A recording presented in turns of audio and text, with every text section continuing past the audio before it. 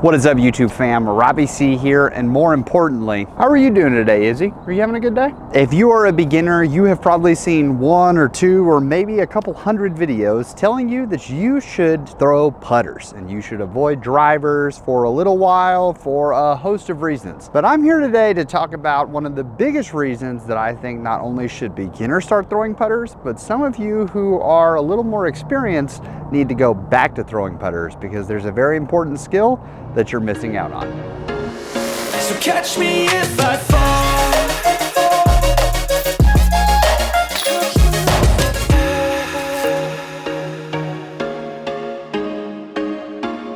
What's up, y'all? I want to take a quick moment because you may have noticed something a little different in this video so far, and that is that, especially for those of you who don't have YouTube Premium, there haven't been any ads in this video so far. Well, that's because this video is brought to you ad-free because of the Birdie Fam. The Birdie Fam is a group of disc golfers trying to improve one stroke at a time. I want to say thank you to the fam for their continued support and for making ad-free videos like this possible. If you want to check it out, you can find them at patreon.com/RobbieCDiscGolf. But that's all the ad we're going to get. Let's jump back in. So I'll go ahead and address the obvious here. The primary reason that people try to say that you should throw putters to begin with is that because for lots of putters that are out there, we have to think about the speed of the disc that we're throwing. The speed, or the first number, if you're looking at those flight numbers that come on a disc, is the power threshold required to get the disc to fly as you want it to fly. That means for a faster disc like an 11 or even 13 speed driver, you're going to need to impart a lot more spin and power into the disc in order to get it to fly correctly. Correctly is kind of subjective because you can still manipulate and get certain flights out of a faster disc even if it isn't the flight that the disc was naturally intended for, but that's neither here nor there. Especially for beginners, two of the biggest reasons that people suggest throwing putters are: the first is that you can inject actually enough spin and power into the disc in order to get different shot shapes out of the putter, so you're going to see discs fly a little more like they were intended or designed to do. But the second is that putters actually respond a little better, especially when throwing for distance, when they're thrown nose up because of this more rounded rim. As it's flying through the air like this, wind is coming underneath and sort of pushing and keeping the disc higher. And because a lot of beginners are throwing the disc more nose up rather than distance drivers, which need to be thrown sort of nose down, you're going to get an easier time throwing this disc, and you're usually going to get more distance out of it to begin with. However, thanks to golf, putters have sort of a natural, I don't know how to put this, like pushback given to them, and that putters aren't necessarily supposed to go that far. Lots of people want to hit the big stick or throw the big driver, so beginners and experienced players can sort of rush through that putter phase and head straight to, when can I throw those big distance drivers? When we're learning form and changing our form, that's sort of the marker that everybody is constantly looking towards. When am I ready to throw the big shot? When am I ready to start putting those bigger, faster drivers in my bag? However, something that we don't talk about a lot in disc golf is the comeback strat. Now, what do I mean by the comeback strat? We need to understand that when it comes to disc golf, there are multiple shot shapes and shot options that we can throw to get very similar results, but there are little nuances to each of them that require a more competent disc golfer, or even, let's say, an expert level disc golfer, to have in order to make sure that their game is as well-rounded as possible, and that when they step up to a shot, they can have all of the options available to them. Take, for instance, hole 11 at George Ward Park here in Birmingham, Alabama. Based on where the tee box is positioned, the hole moves in sort of a left to right motion. So for lots of players who are newer to the game, when we see that left to right motion, some people may naturally lean to more of a forehand throw, because that is one of the easiest ways when you're first learning to get the disc to move sort of on that left to right motion because of the spin that you're putting on the disc when you throw it on a forehand. However, if you play the forehand on this hole, you usually have to start it pretty high up the hill and let it drift down. It's pretty dangerous to give an actual H run to the basket, so most of the time you're laying up and taking sort of the safe birdie approach by putting it higher on the hill, and if it drops too high or lands too high up the hill, you can simply lay up to the basket, avoid the death putt because there is a massive drop off to the right of the basket. Another option that moves left to right is to throw the backhand turnover, which is a disc coming out and moving in that same direction. However, how the disc is going to land can be drastically different. A natural hyzer forehand is going to be moving right the whole time, whereas the turnover backhand is, because of the spin that you're putting on it, naturally going to eventually want to flatten out because the spin is making it want to move this direction, but you're throwing it on a path that's making it move left to right. Therefore, that natural struggle is going to cause it to land flat. That means you can give a more aggressive ace run at the basket, which would allow you to score better, while also playing the safer shot, which is going to let it land flat on that hillside and still land pretty close for the birdie look as well. However, the comeback strat or the comeback struggle is that for lots of people who come into the game and they already have a competent forehand, they're not really going to want to lean into learning that backhand turnover shot very fast because they already have that shot shape covered. I know, at least for my game, that was something I ran into because of Ultimate. I came in with a pretty comfortable forehand with understable discs pretty early on, and so when I wanted to learn that backhand turnover shot, it was years in the making before heading over to that shot. So lots of you may be watching this and at this point say something like, "So Mr. YouTube man, I hear ya, but what does that mean for me in putter throwing in terms of what does this comeback have to do with it?" A little bit ago, we talked about hole 1 at Inverness and the layup strat that I presented. And even as I approach this sort of play for par game that lots of you watch and you're like, yeah, that's definitely not me. And I think for lots of players, their ego is the larger part of this, feeling like they've given up on attacking the hole. If they take a 300-foot hole, let's say, and divide it into 2 150-foot shots, they feel like if I take that approach, then I'm giving up on the hole when I may or may not have the chance to throw that 1 in a million perfect 300-foot shot, which is going to be my max distance shot anyway. So Robbie, I hear what you're saying, and logically it makes sense to divide the hole up, but that's just not what I'm going to go for. But let's go ahead and take the ego out of this and assume that you guys really do want to score as best you possibly can. And if you were to sit back and say like, yeah, what method should I take to do so? I actually think the numbers speak for themselves on this way of the play of shot for shot, break the hole down method.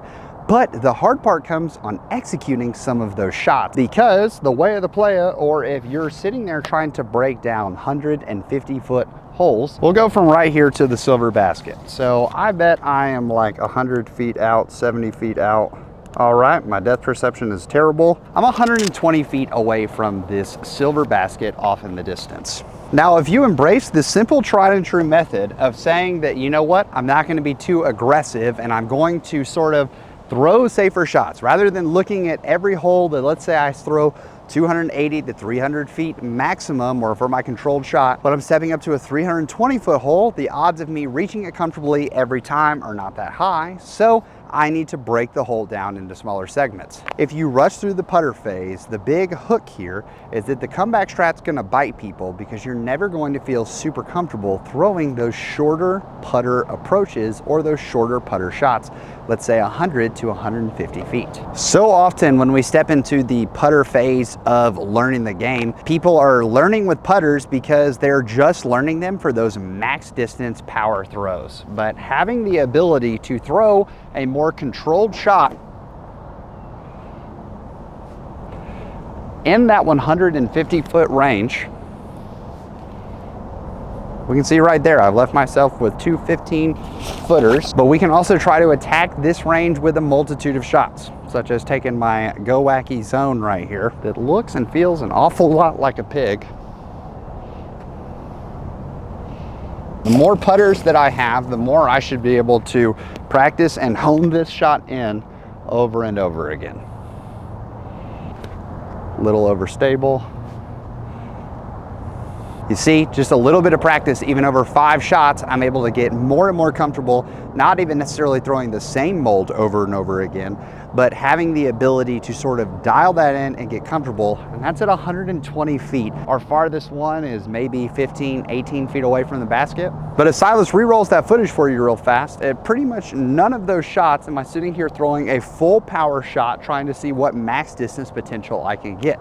And for lots of folks rushing through that putter phase, people often don't spend the time learning to dial in those shorter shots. It would be the same example as if when you go to the practice putting green, everybody's sitting there lining up the 30 and 35-foot putts, warming those up over and over again, when in reality, if you could dial in your 15 to 20-foot putts, you'd probably probably shave a lot more strokes off your round because hopefully you don't have a lot of 30 to 35 foot putts during your round. We've talked about this on the channel before, but I know that for lots of folks who end up playing a putter only round for their first time, they're a little shocked at how much better they score when they move to those slower speed discs, especially if you have been throwing a bunch of fast stuff to begin with.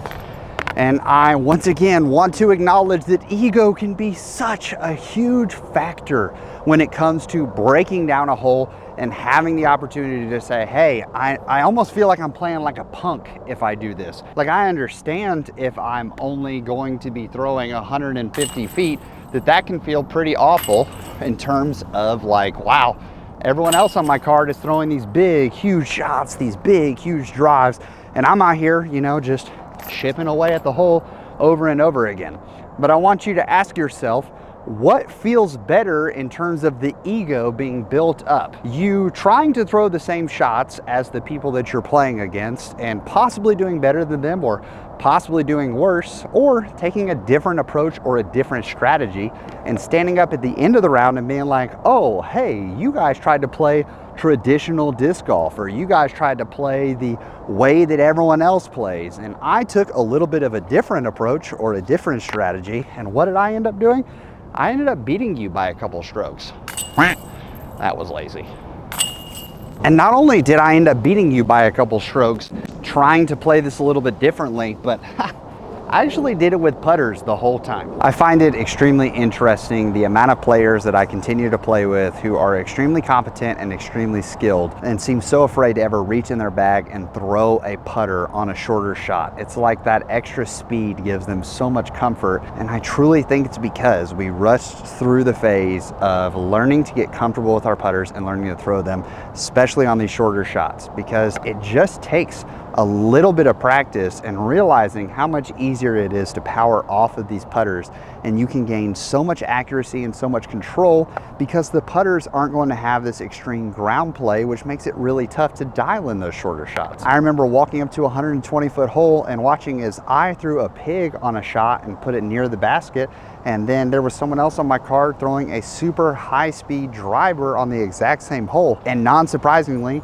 it was way harder for them to try to park the basket because they had to think about aiming it so much wider because they were accounting for the ground skip, instead of being able to just slow down, grab the putter, and throw a nice, comfortable shot exactly where they wanted to go, because you just put a little bit of time in with your putters. At the end of the day, I'm never going to be so prideful as to say that this is the only way to score, because I love the aspect of disc golf that there are a multitude of strategies and ways that you can attack the course in order to best score for you. But I will say that it continues to amaze me the number of folks that will approach me and be like, hey, Robbie, I need help with my game.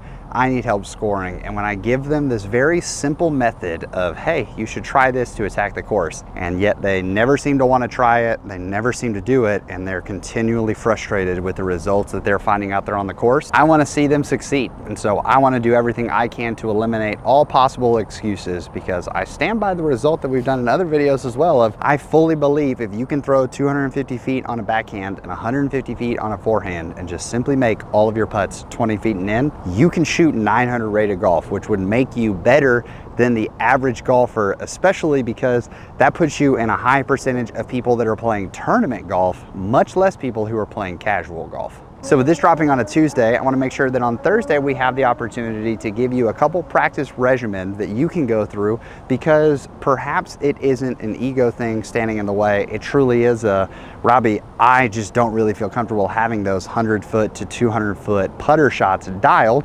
So what can I do to make sure I get those comfortable? We're here to help, because all we want to do on the Robbie C channel is help beginners improve one stroke at a time. In the meantime, I want to say thank you so much for watching, and I hope you have an amazing rest of the week and that you can make it fantastic for someone else too. We'll see you on Thursday, or if you're watching this after this all's come up, check out this video right here because it's the one that came out on Thursday. But for now, we're going to leave you with the birdie.